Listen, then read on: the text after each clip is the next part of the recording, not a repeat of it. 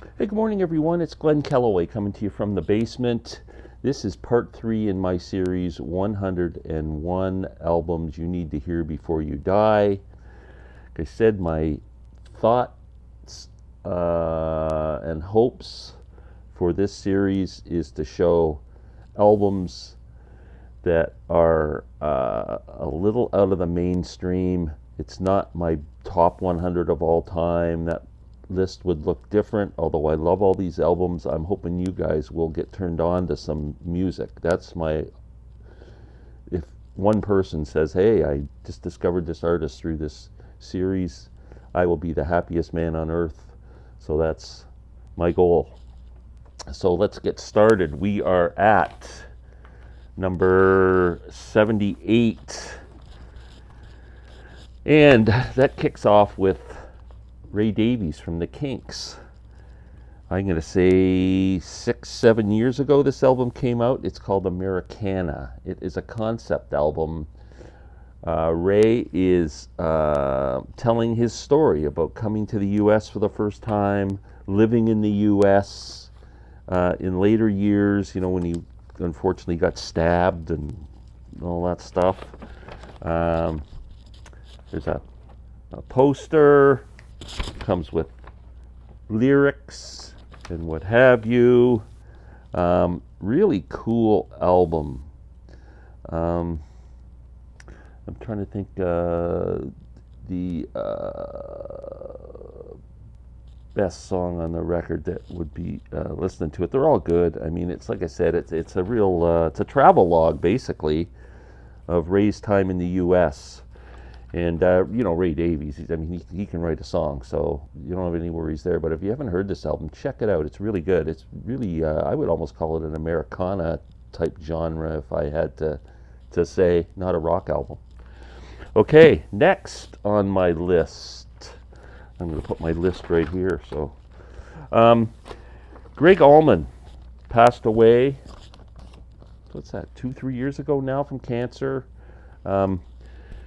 When he was ill and knew his time was short, Greg went in the studio and recorded an album called Southern Blood. This album is fantastic. It's Greg was still in good voice and good spirits, and made a great album featuring some of his favorite songs that meant a lot to him. So he covers Going, Going, Gone, the Dylan song off of Planet Waves. He covers Black Muddy River, a Grateful Dead song. And he covers Willin', Little Feat.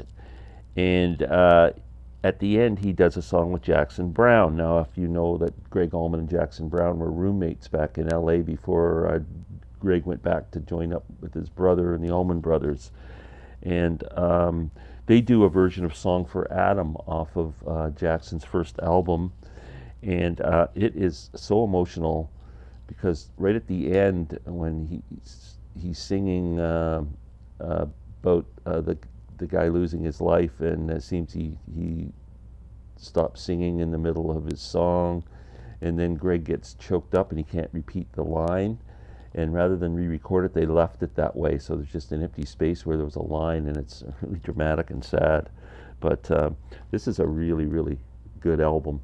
Again, not a rock and Allman Brothers album at all. There's a couple of rock songs on it, the Greg songs, but for the most part, it's pretty laid back. Greg Allman, Southern Blood. Check it out. Next, an album that I talk about lots. I got turned on to it from Norman Maslov and Steve Carlson, and I think it's just incredible. The Third Mind. If you like 60s sounding electric guitars, maybe psychedelic nature, this is a project put together by Dave Alvin, and wow, it's so good. I mean, the guitar playing on this album is fantastic. Well worth a listen. The Third Mind. Check it out.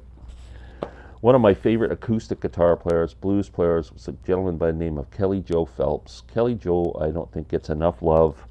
Man, he's got an incredible voice, and boy, could he play a acoustic slide guitar. This was his first album called Lead Me On.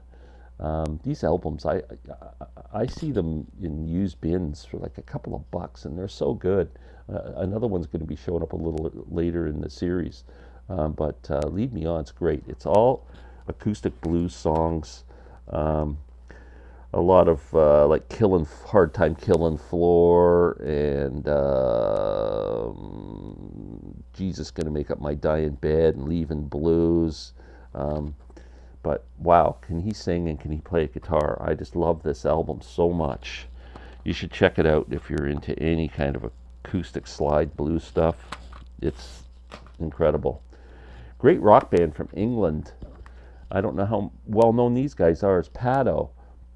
I noticed my good friend Larry Graves just got a box set of their 4 albums, and these guys are great. Mike Pado is the singer, and Ole, oh my lord, I always forget how to pronounce his name. Ole Hagstrom, or I'm not going to be able to see it without my glasses, of course.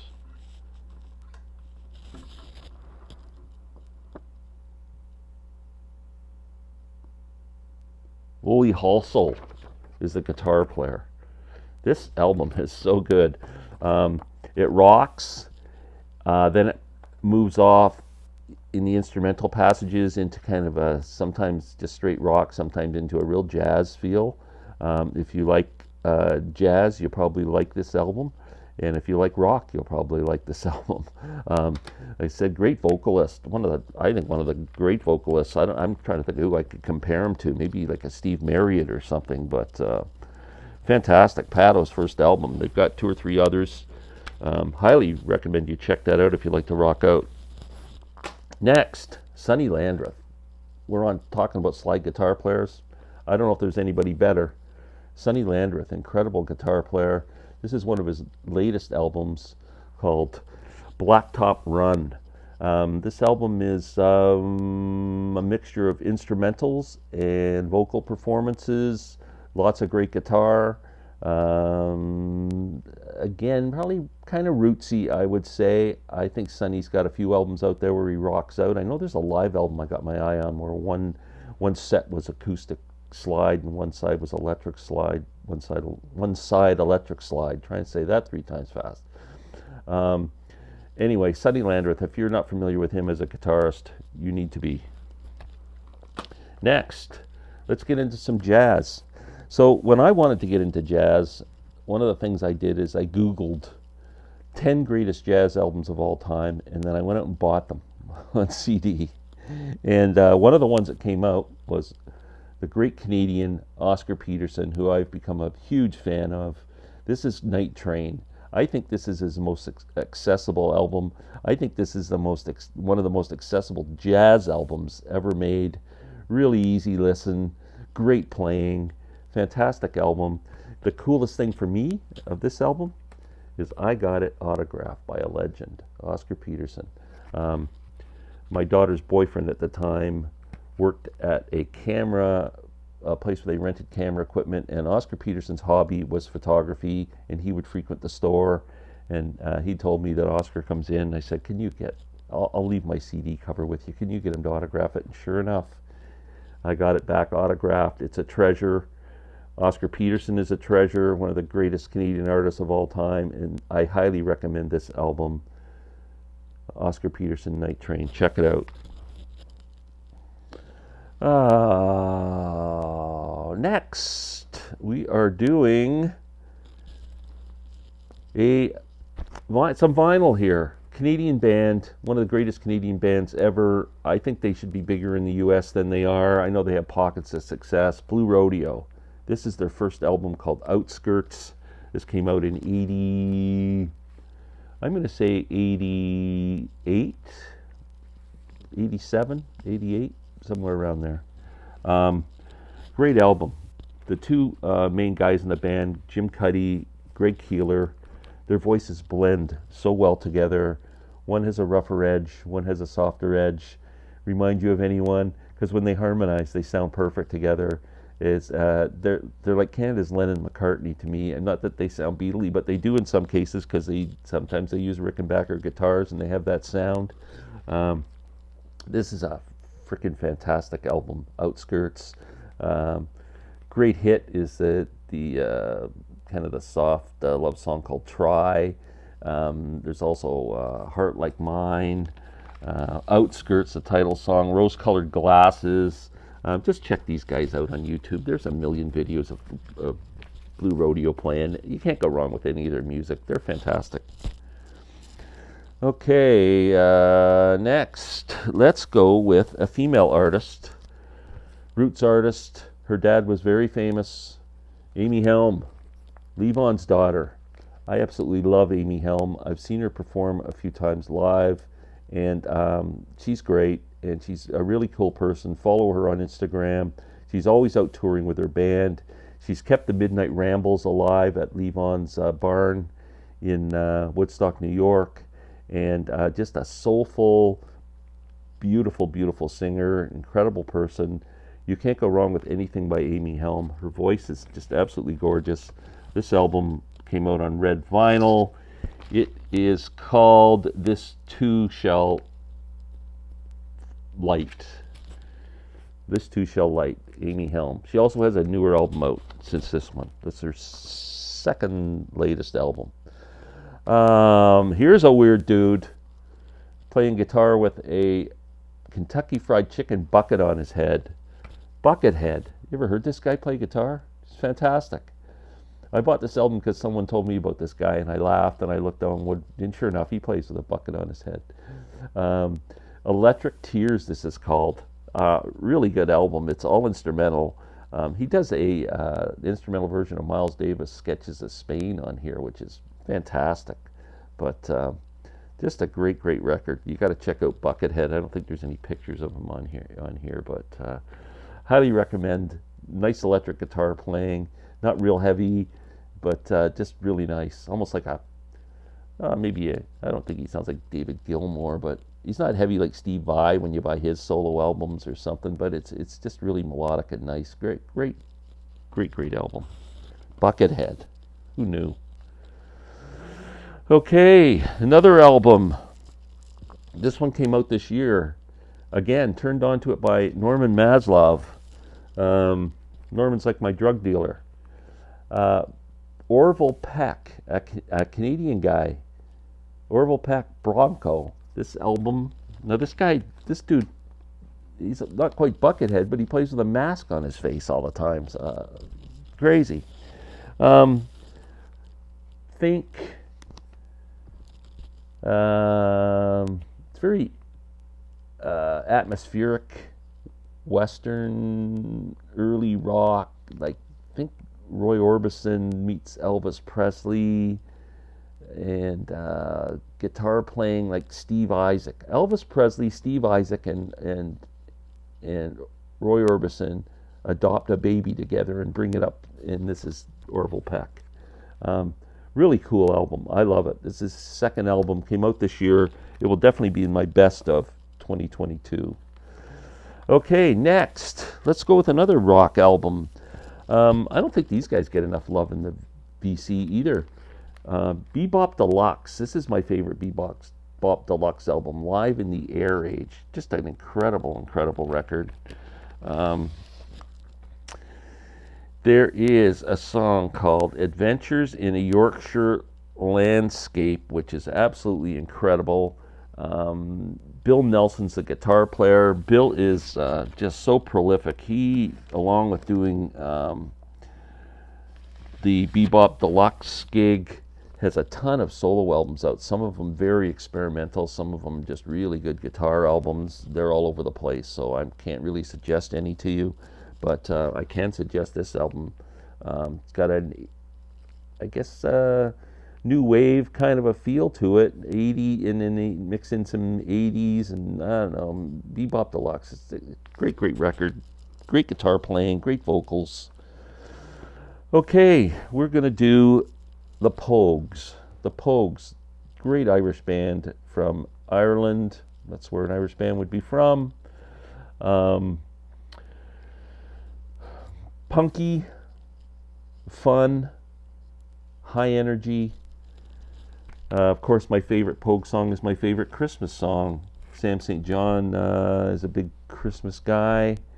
And Sam, I do have one Christmas song I like, Fairy Tale in New York by the Pogues. I picked a comp. I think if you got a Pogues comp, there's more comprehensive ones than this on CD, but this is a pretty good one on vinyl. Fairy Tale of New York is the opening track. Dirty Old Town's on here, which is kind of a classic Irish song.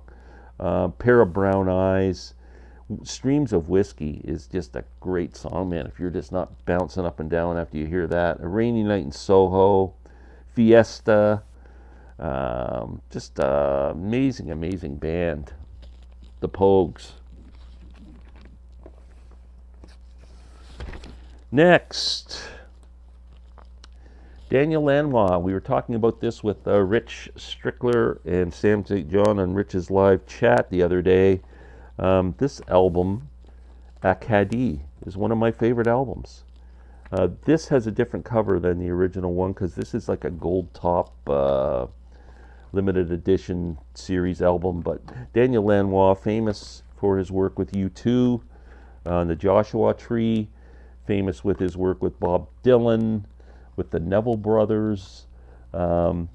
Daniel is an artist in his own right, and his first solo album was called Acadie, and it is fantastic. If you want to, if you listen to this album, you can hear how he impacted U2's sound, especially on the Joshua Tree. This album has the same kind of haunting, echoey drum thing, sparseness in the music. Kind of trademarks of Daniel Lanois, and the songs on here are great. He's French-Canadian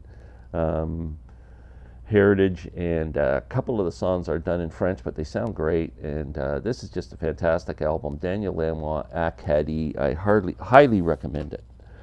Next, another Canadian band, Canadian supergroup. Tom Wilson, who was in a band called Junk House. Colin Linden, the great slide guitar player who has a resume a mile long, lives in Nashville now, was involved with the TV show Nashville, which was a hit show. He was on the show quite a bit too in the background in the band, and I think he chose a lot of the music that they played on the show.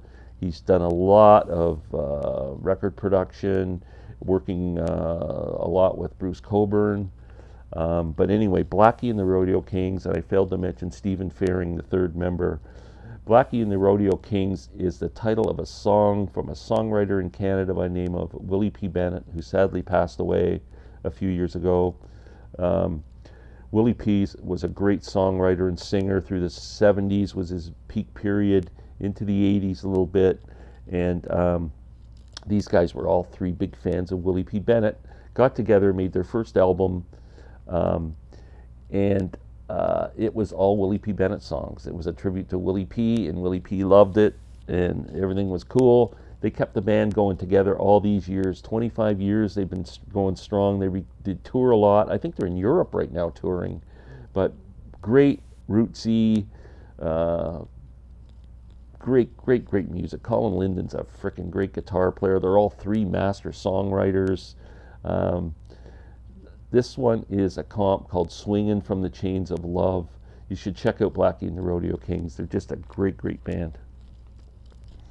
Okay, next. I loved this album when it came out. Turned my daughters onto it. They loved it. The Decemberists. The King is Dead. What a great album this is. It is kind of a rootsy album as well. There's the guys on the back. You can tell from the cover. There's just some great tracks on here. My favorite are the two really nice acoustic songs. One's called January Hymn, and one is called June Hymn. They're both beautiful songs, but this is a great album. Check out the Decemberists. Okay, next, Sunvolt. So there was Uncle Tupelo. They broke up. One guy went one way with Wilco. One guy went another way with Sunvolt. My favorite of the split is Sunvolt. This album's called American Central Dust. They got some albums where they really rock out heavy. This album is more acoustic-y, I think, and more introspective. Sunvolt, just a great, great record. American Central Dust, absolutely love this album. Check out a song called Dynamite. It's great and very cool. Sunvolt. Next, we're going into a bit of a Dylan appreciation thing, a theme. Tim O'Brien, Red on Blonde. Tim O'Brien is a guy from the bluegrass community, plays mandolin, sings, was in a band called Hot Rise, puts out his own albums, and this is a tribute to Bob Dylan. Tim O'Brien has red hair, so thus the title Red on Blonde, where Tim covers a whole album full of Dylan songs and does them fantastic. Senor, one of my favorite Dylan songs, starts off the album.